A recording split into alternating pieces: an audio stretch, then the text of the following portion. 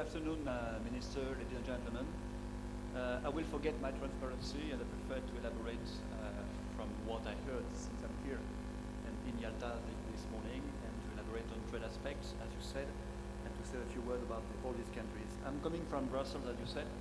I'm the deputy head of the department in the European Commission in charge of the trade with almost all the countries which are making up Black Sea. I'm very happy to be in Yalta. Same weather than in Brussels, 26 degrees. But in Brussels, 13 in the morning, 13 in the afternoon. That's the difference with Yalta. So apart of this, let me say a few words concerning the way we see how trade can impact on the process with the Black Sea countries. First of all, we have in Brussels, we are observers in Black Sea, so I'm in the European Union. We're not active member in that sense. Also important for you to know, you probably know this, that the trade policy in Brussels is managed by the EU level, so there is no margin of maneuver for each EU member state to negotiate or to have trade policy with foreign countries, in particular for the three countries which are member of the EU, be it Greece, Romania and Bulgaria, which are also part of the Black Sea process.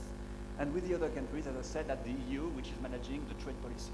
So we have different frameworks. We have the customs union with Turkey, for sure. We have the Western Balkan process, and we have the so-called Eastern Partnership with the Ukraine, with Moldova, with Georgia, Armenia, and Azerbaijan, and Belarus. Even if it's Belarus, we don't have an active agenda right now. So what is common between all these three different frameworks, be it Western Balkan, Turkey, and the Eastern neighboring countries? What's common is that trade is utilized. Trade is utilized as a leverage for something which goes beyond trade. If I take apart Turkey, because Turkey is a very big partner, very big trade partner for the EU, all the other countries are small in terms of trade seen from Brussels.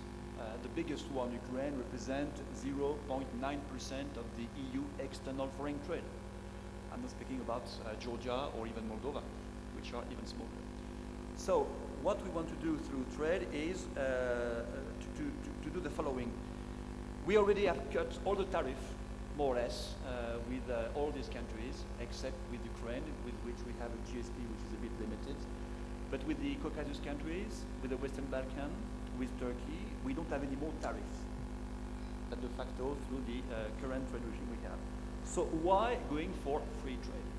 We want to go for free trade with these countries because in the free trade agreement we propose these countries, we have an agenda which goes far beyond.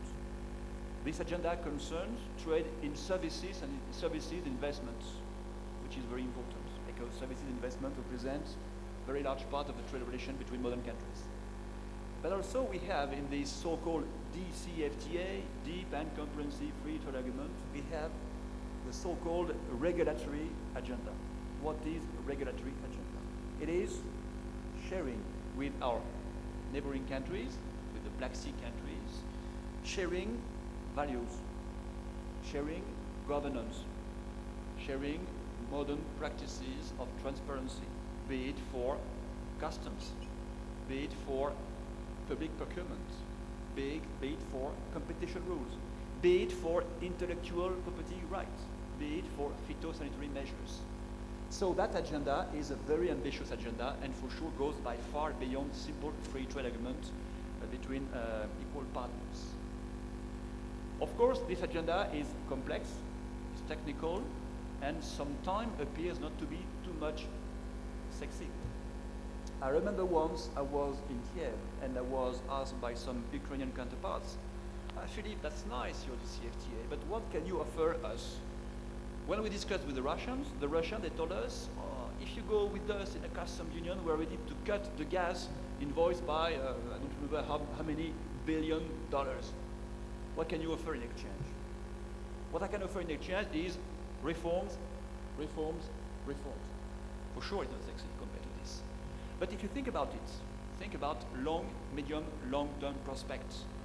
What we propose to these countries through this agenda is to have a political association and an economic integration. Economic integration is sharing with us the rules of the EU internal market. What we offer these countries is to have an access to the largest, biggest, wealthiest market in the world. So that's the agenda we have in the so-called DCFTA with Eastern European countries, Ukraine, Georgia, Moldova, Armenia. A similar agenda we have with the Western Balkan countries. And the result of this is what?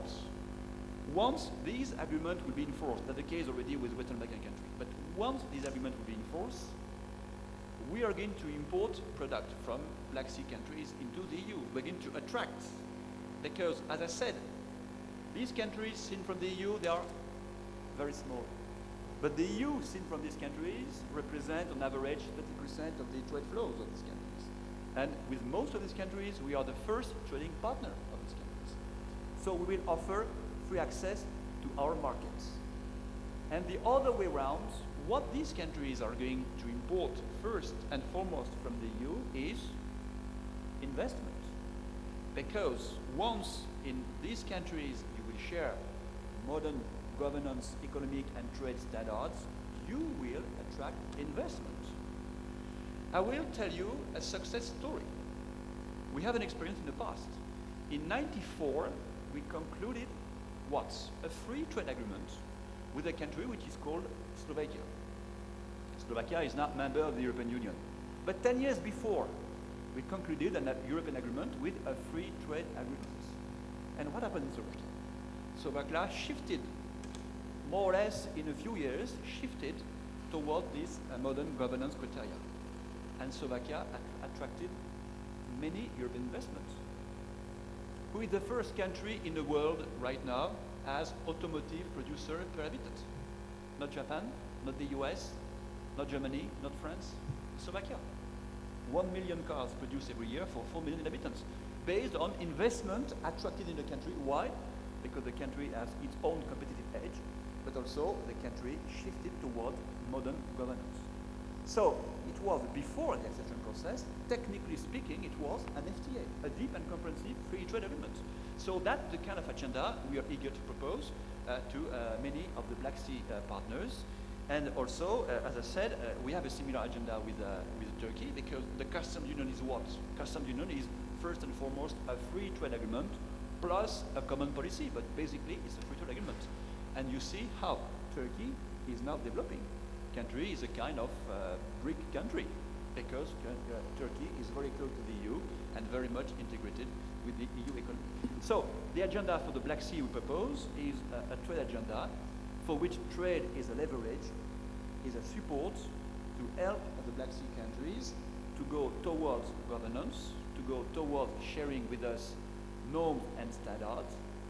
That process is a long-term process for sure, might be painful in certain of these countries, but we're totally aware and we're totally confident that it is worth going this way. Thank you, Henri.